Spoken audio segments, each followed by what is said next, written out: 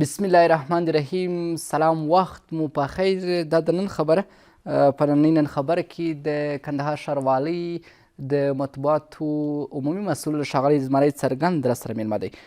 په نن خبره کې به د کندهار ښار کې د کندهار ښاروالۍ پر فعالیتونو لاسته راوړنو او دا چې کوم پلانونه لري پر همدې موضوعاتو به د ښاغلي زمري څرګند سره بحث کوو. ښاغلی څرګند، نن خبرې ته په خیر راستئ، ژوندون ته په خیر راستئ. په پیل کې دا راته ووایاست چې کندهار کې نوي نوښتونه څه دي؟ تشکر. خپل ګرم احساسات او تاوده سلامونه لومړی تاسو د افغانستان ژوندون ټلویزیون له طریقه څخه ټولو افغانانو ته تقدیمومه. په دې هیله یم چې روغ جوړ او خوشحاله به یاست. وعلیکم السلام. سره له دې چې الحمدلله کندهار ښاروالۍ په کندهار ښار کې خورا بېشماره نوښتونه رامنځته کړي دي. موږ نه یوازې دا چې د ښې حکومتداري په اساس د ښار په ټولو ناحیو کې کار کړی دی، بلکې د هغه تر څنګ مو د کندهار ښاروالۍ په انکشافي برخو کې د کندهار ښاروالۍ ډېر کار کړی دی چې د ښار په 15 ناحیو موږ وکولای سوای چې سږ کال د کندهار ښار په ټولو ناحیو کې پراخ بنسټیز انکشافي فعالیتونه سرته ورسوو او په هغه کې ځینې داسې پروژې شته چې دا د کندهار ښاریانو د کلونو غوښتنې دي چې یو د شکاپر دروازې سړک دی چې د شکاپر دروازې څخه شروع بیا د زابر درغاړې پورې دغه سړک وي. د هغه تر څنګ د ښار په دوهمه ناحیې د نورستان څخه ویلی سم چې موږ د 440 په هغه کې ډېرې غټې او وړې پروژې دي. بله. د شپېته په شا کې پروژې د کندهار ښار په مختلفو برخو کې شوي دي. کندهار د بېلابېلو نوښتونو کار اخیستل شوی. موږ وکولی سوای چې د کندهار او تر څنګ یې ټول ښاغلی څرګند، په ټوله کې همغږي څنګه د کندهار ښاروالي کې داخل او د نورو دولتي اداراتو سره؟ خپلو دولتي او سکټوري ریاستونو سره ډېره ښه همغږي لرو او د هغه تر څنګ زموږ ښاروالۍ خپل ټیمونو کې قوي او ښه رابطه سره لرو. همدغه برکت دی چې د سکټوري ریاستونو سره د ښې همغږۍ او د ښاروالۍ د تخنیکي ټیمونو سره د ښې همغږۍ چې د هر ښار بڼه مثبت لوري ته واړوو. په دې تاریخي او کار وشي، خلکو ته زموږ په هره پروژه کې کاري فرصتونه پیدا شي او په ټوله کې موږ کوشش کوو چې خپل ښار په یو مثبت سره رقابت کې واچوو. ښه. په کندهار ښاروالي کې اوس مهال څومره پروژې ستاسو تر لاس لاندې دي ښاغلی څرګند؟ تشکر. فعلا د کندهار ښاروالۍ په روان انکشافي پلان کې 15 پروژې موږ تر لاس لاندې لرو چې په دې پروژو کې ډېرې لوی او وړې پروژې شته. پروژو څخه مو د شکاپر دروازې سړک، د نوزدو او ځینې نور سړکونه دي او کوچنۍ پروژې هم لرو. یعنې په ټوله کې 15 پروژې لرو چې سږ کال به خیر د ښاروالۍ د انکشافي پلان په اساس په معیاري، اساسي او بنسټي توګه تر سر ته ورسېږي. بله. ښاغلی څرګند، په دغه پروژو کې چې تاسو یادونه وکړه، څومره د کندهار ولس مثلا هغه چې د بېکارۍ څخه بې سر ټکوي په کار مو ګمارلی دي، معلومیږي چې څو کسه به وي تاسو ته؟ تشکر. په دغه ټولو پروژو کې یعنې زموږ په هره پروژه کې په زیات شمېر خلکو ته کاري فرصتونه برابر کېږي. موږ کوشش کوو په اساسي، معیاري او تخنیکي توګه سره هره پروژه سرته ورسوو. د دغه پروژو روان حالت د دې باعث ګرځي چې زموږ ښاریانو ته یو نوي امیدونه پیدا شوي دي او خلک یو ډول د خوشحالۍ او د خوښۍ احساس کوي. خلک زموږ سره همکاره دي. په کندهار ښار کې زموږ وروستي نوښتونه، زموږ پراخ انکشافي کارونه او زموږ د پلانونو تطبیق په معیاري او اساسي توګه سره د دې باعث شو چې هم په پروژو کې خلکو ته کاري فرصتونه پیدا شي او هم زموږ سره اوږده پروژه د زموږ ولس ودرېږي. بله. د ستاسو تر څنګ نړیوال بنسټونه همکاري کوي په ځینو برخو کې، مالي برخو کې؟ دا یو واقعیت دی. موږ په کندهار ښار کې پروژې د همکاره برنامو له طریقه څخه لرو چې همکاره موسسات هم یو پروژې یوازې د همکاره موسساتو له طریقه مختلفو برخو کې یا بشپړې شولې یا روانې دي او یا په جریاني حالت کې دي. موږ کوشش کوو، هڅه مو دا ده، کوښښ پلټنه مو دا چې نورې موسسې هم دې تاریخي شاته راجع شو، ځکه اوس موږ په تخنیکي یا خپله فني کسان لرو، تخنیکي پرسونل لرو. موږ دا د کوښښ مو دا دی چې وکولی شو ټولو خلکو ته کاري فرصتونه برابر شي. بله ښاغلی څرګند د ښار د نورې ښکلا لپاره او د ښاري نظم لپاره مو د پانګوال څخه څه غوښتنه د همکاري کړې ده تر اوسه ستاسو سره په کندهار کې؟ دا یو واقعیت دی چیرې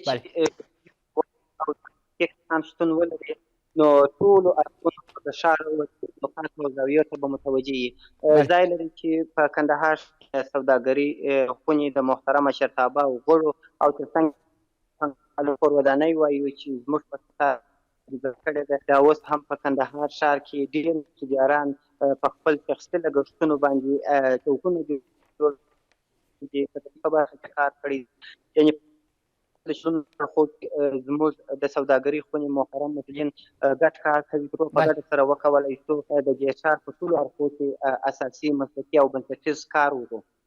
بله ښاغلی څرګند که دا هم راته ووایاست د نوي مالي کال لپاره د کندهار لپاره څومره بودیجه پام کې نیول سوې ده؟ دا یو واقعیت دی چې نوي مالي کال ته ډېرې د ګوتو په شمار ورځې پاتې دي، خو موږ هم لکه څنګه چې یوازې موږ 430 میلیونه افغانۍ په روان کال کې په پرمختیایي پروژو باندې لګوو، چې هغه 15 پروژې دي چې دا د ښاروالۍ له عوایدو څخه تمویلېږي.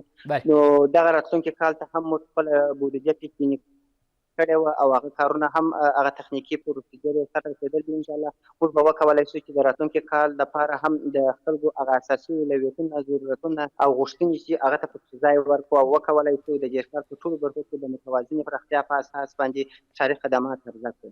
ښاغلي څرګند داسې هم لري په پلان کې چې مثلا د ښار عامه خلکو ته یو مثبت ذهني عامه پوهاوی ورکړي، یعنې مثلا د ښار په پاکولو کې داسې برنامه یا څه پلان لري چې مثلا عام خلکو ته د عامه پوهاوي څه پلانونه ولرئ؟ موږ د بېلابېلو فکټورونو څخه کار اخلو. د ښار په سرسبزه ساتنه، د ښار په پاککاري کې نهایت زیات موږ مخقدمه یو.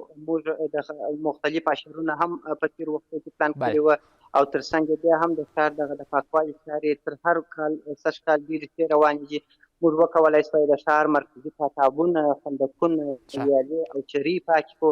موږ وکولی شوی د 7,000 کسانو چې د WFP له طریقې څخه په تېرو وختو کې معرفي شوي وه د ښار په پاکوالي کې ډېر کار وکړو. اوس هم همکاره محتاط چې زموږ سره اوږده پروژه کار کوي، زموږ د مدیریت پلان دي، یعنې په یو شکل چې موږ اوس په صحیح معنا تخنیکي پرسونل لرو او په ګډه سره کار مخته وړو. بله ښاغلي څرګند تېر ته مو یادونه وکړئ د تېر کال په پرتله ستاسو کارونه سم روان وه، ولې تېر کال کار یعنې سم نه و اوس سم دی؟ علت یا مثلا د دې ښه والی په څه کې دی؟ ما مخکې ویله چې په مخکې کلونو کې هم زموږ کارونه ښه وه، خو سږ کال موږ یوه خبره دا وه چې موږ کومه بودیجه لرو چې یو عادي بودیجه یو انکشافي بله موږ سږ کال د انکشافي بودیجې ډېر لوړ وکولی شو چې نور سږ کال ډېر پرمختیایي شاعر رامنځته کړو. تاسو په جریان کې د کندهار ښاریانو غوښتنو ته الحمدلله موږ رسېدګي وکړه چې هغه یو د شکاپر دروازې سره کابل تر غاړې پورې باید تر چوکه پورې دغه سړکونه او مسلکي سړکونه وه، دا باید په معیاري توګه سره جوړ شي چې الحمدلله کندهار ښاروالۍ وکولی شوی چې دغه سړکانو هغه بنسټیزې چارې راپیل کړي. بله یو رابط سودي ته څومره مسلکي ټیم لري او څومره ژمن دي خپلې دندې ته یا خپلې وظیفې ته؟ زموږ ټیمونه په صحیح معنا په یوه ټینګه اراده، په یو ټینګ عزم او په یو ټینګ احساس باندې کار کوي. زموږ ټیمونه ډېر ښه روان دي او په راز کې محترم جناب ښاروال صاحب زموږ د ښاروالۍ ټول ټیم ورک غوندې په ډېرو اساسي برخو کې کار کوو. زموږ هدف دا دی چې وکولی شو دغه تاریخي ښار ته په هره عرصه کې خدمت وکړو او هغه اساسي ضرورتونه، اولویتونه او غوښتنې چې هغه ته رسېدګي وکړو. بله ښاغلی څرګند که چیرې فساد کیږي ستاسو غبرګون به څه وي په ځینې پروژو کې؟ دا یو واقعیت دی چې موږ سره له دې چې په بیا رغونه کې د ښار په سرسبزه ساتنه کې، په تنظیفاتي چارو کې، په ښاري نظم کې خورا مثبت قدمونه اخیستي دي، له نوښتونو کار اخلو. نو الحمدلله د اداري فساد په وړاندې زموږ مبارزه ډېره جدي ده، خو تر اوسه داسې ستونزه نه لرو، مشکل نه لرو، ځکه ټول کسان او ټول کارمندان په یو احساس او په یوه اراده او په عزم باندې کار مخته وړي. بله ښاغلی څرګند تاسو د شکایت هم څه لرئ مثلا که چیرې غواړئ چې ستاسو اړوند برخه کې څوک شکایت ولري تاسو ته خپله ستونزه شریکه کړي نسي کولی چې درسي مثلا د ښاروالۍ د نماینده په توګه یو څوک یو چا ته ورځي چې مثلا موږ د ښاروالۍ کارکوونکي تاسو موږ ته دومره پیسې راکړئ یعنې چې دوی ستاسو سره همغږي وي هر کس چې وي د کندهار ولایت یعنې هر ښاري اوسېدونکی داسې سم تاسو لرئ خپل ښاروالي کې دا یو واقعیت دی لکه څنګه چې ما مخکې وویل موږ په شپږو اساسي برخو کې کار کوو چې په هغه کې ښاري حکومتداري ده په هغه کې اقتصادي پراختیا ده او تمدن دی چاپېریال ساتنه ده خدمات رسول دي نو یو دغه د ښاري حکومتولۍ په برخه کې موږ خپلو ولسونو ته ډېر سهولت ورکړی دی موږ په خپل ښاروالي کې معلوماتي سنټر لرو د ښاروالۍ د معلوماتو بانک لرو او تر څنګ د شکایات لپاره ځانګړې کمیټه جوړه شوې ده چې خپل د شکایاتو رسمي مدیر لرو او تر څنګ دغه د ښاریانو شکایتونه چې بررسي کېږي خپله د محترم ښاروال صاحب یا د ښاروالۍ د مقام له طریقې څخه یوه کمیټه جوړه شوې ده چې ټول شکایتونه څېړل کېږي بررسي کېږي تر څو د خلکو هغه حق او حقوق چې دي هغو ته په ښه توګه سره په شفافیت سره لېږدول شي بله ښاغلی څرګند فکر کوم په دې څو ورځو کې تاسو یوه بله برخه هم فعاله کړله د څه دنده مخې ته وړي دغه برخه که لږ وضاحت ورکړئ فکر کومه دا هم د همغږۍ په نوم یو څه لږ وضاحت که په دې برخه کې مو ورکړئ موږ د خپلو نوښتونو په لړ کې وتوانېدلو چې ممکن د ښاروالۍ لپاره د معلوماتو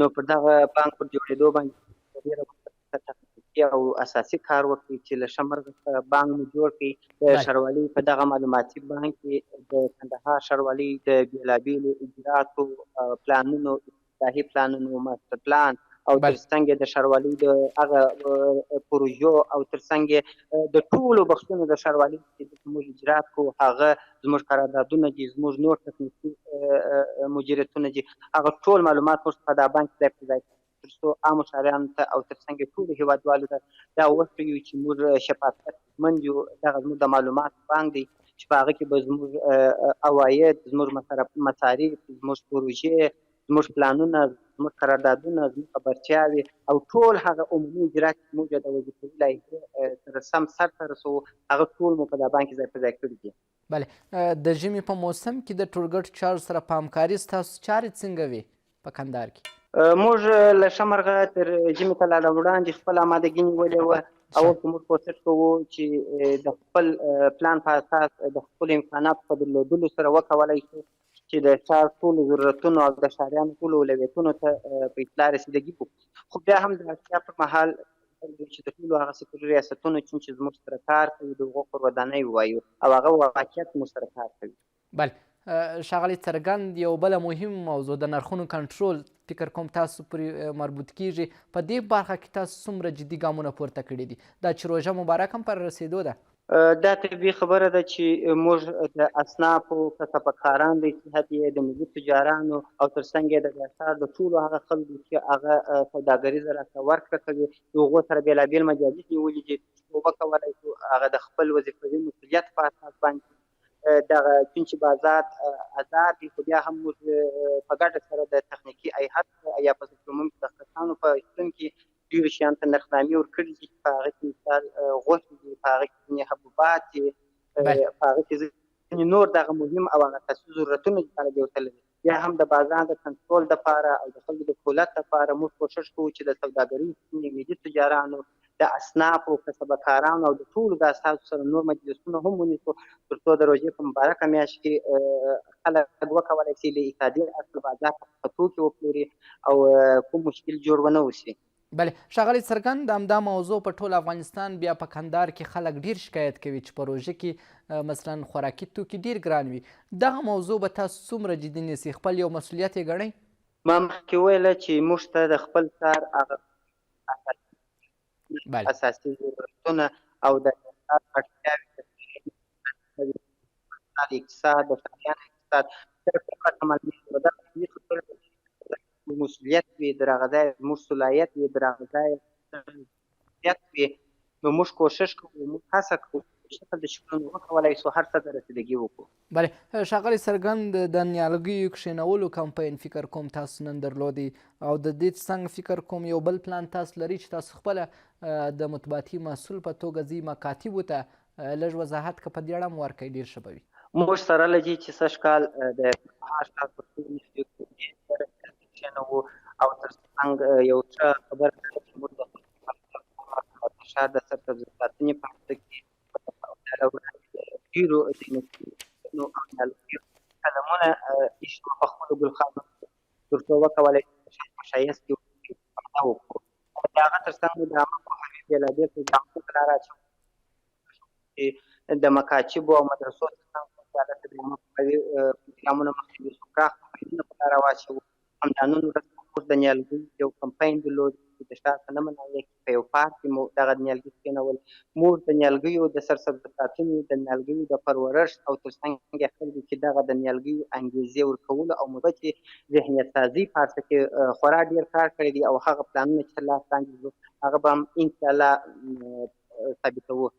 بله ښاغلی څرګند په تیر 20 کاله کې چې کوم کارونه پاته وه یعنی مثلا غټې لارې وې او یو مثال په کندهار کې غټه جامع عمر د دې کار تر کومه حده پای ته رسېدلی دی که په دې اړه لنډ معلومات راکړئ. دا خو طبیعي خبره ده چې دا یو مرکزي جامع ده چې دغه جامع مبارک لپاره لا له وړاندې د وظیفوي مسؤلیت اساس یعنې ښاروالي د خلکو اساس کار کړی وو، خو بیا هم الحمدلله او زموږ د کندهار ولایتي رهبري دغه نقطې ته ډېر متوجه دي چې انشاءالله وبخښئ شو هغه ضرورتونه چې دلته لیدل انشاءالله کار روان دی. کوشش کوو چې په یو ښه ترتیب سره مخته ولاړ شو.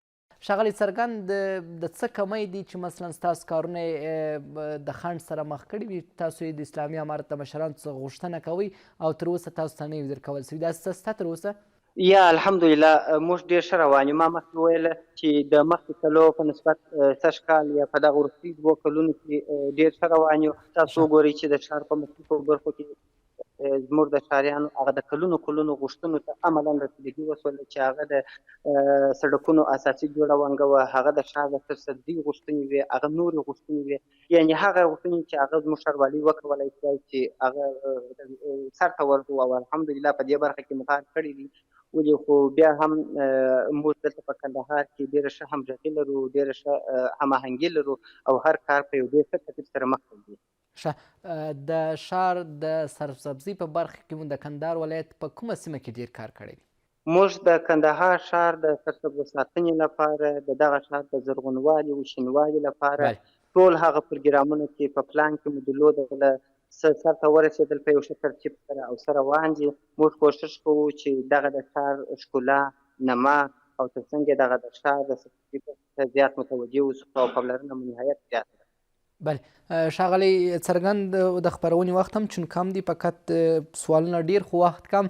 که دا هم راته ووایاست چې د ځینې شرکتونو یا مثلا ځینې دوکانونو څخه چې تاسو کوم مالیه راټولوئ هغه تاسو ته پر وخت درکول کیږي، که چیرې در نه کول سي تاسو هم د جرمې په شکل یو څه لرئ چې هیوادوال پوه سي په کندهار کې؟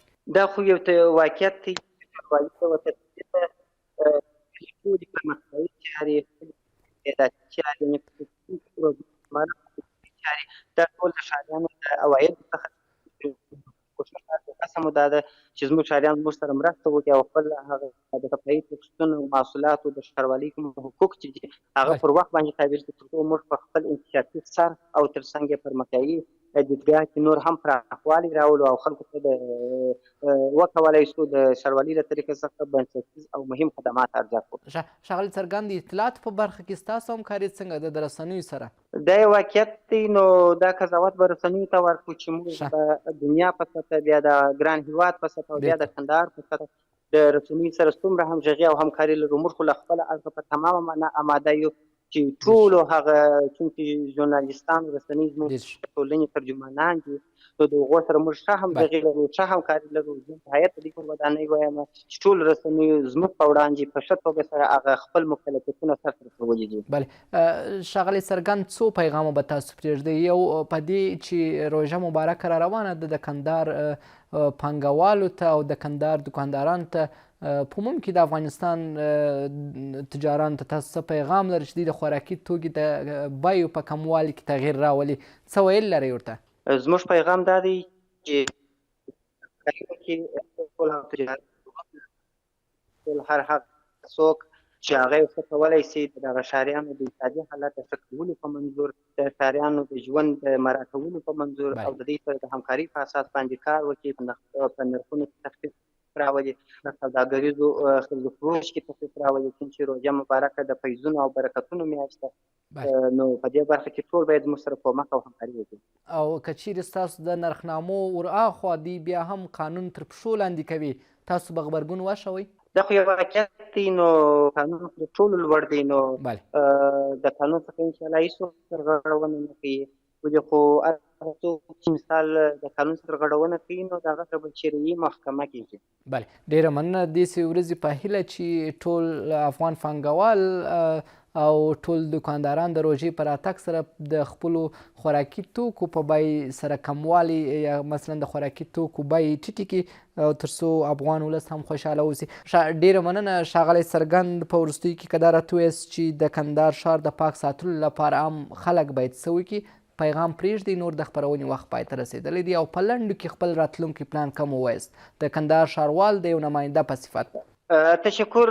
د ښار په پاک ساتنه او سمسورتیا کې هر ښاري باید احساس او مسؤلیت ولري، زموږ سره کومک وکړي، همکاري وکړي. څنګه چې اوس د سرسبزۍ وخت دی نو که هر سړي خپل د سوداګري پلورنځي کور او هغه ځای کې دی اوسېږي نیالګي کښېنوي او هغه ساحه پاکه کړي.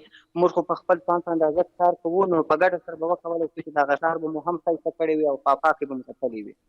بله، مخکې یو شعار و، یو نلګی د ځان او بل د دې هیواد لپاره. داسې څه اوس هم شته په کندهار کې؟ تاسو داسې یو برنامه لرئ؟ بلې و، دا یو واقعیت دی چې دلته تعلیمي نهادونه، روغتیایي ټیمونه، تحصیلي نهادونه او تر څنګ عام ښاریان په واقعیت سره اوس هم ډېر ګلاوته خلک دي، نیالګي کښېنوي، هم د هیواد لپاره او هم د خپلو ځانونو لپاره. چې په ښار کې ګروپانې ډېرې دي، دا پر دې نمایندګي کوي چې دا زموږ خلک واقعیت اوس یو ډول جنبش پکې مراعات شوی دی. خلک اوس د ښار د شینوالي او پاکوالي په عرصه کې کار کوي. ډېره مننه ښاغلی زمری څرګند د کندهار ښاروالۍ د مطبوعاتو عمومي مسؤل چې زموږ سره مو خپل پر فعالیتونو بحث وکړئ. تشکر. خوشحاله اوسئ، په عزت اوسئ. ډېره مننه. درنو لیدونکو، نن راسره خپرونه کې په نننۍ نن خبره کې د کندهار ښاروالۍ د مطبوعاتو عمومي مسؤل ښاغلی زمری څرګند میلمه و. دا وه د نننۍ نن خبره. تر بیا ښه وخت. خو یو پیغام دا دی چې روژه مبارکه را روانه. تاسو ټول پانګوال یا هغه پانګوال چې د روژې مبارکه میاشت کې خپل خوراکي توکي 2 چنده کوي، د بیې په ټیټوالي کې باید خپل هڅې وکړي او په خاصه توګه بیا دوکانداران هیله ده چې دې ټکي ته ډېر متوجه اوسئ. دا وه د نننۍ نن خبره. تر بیا ښه وخت.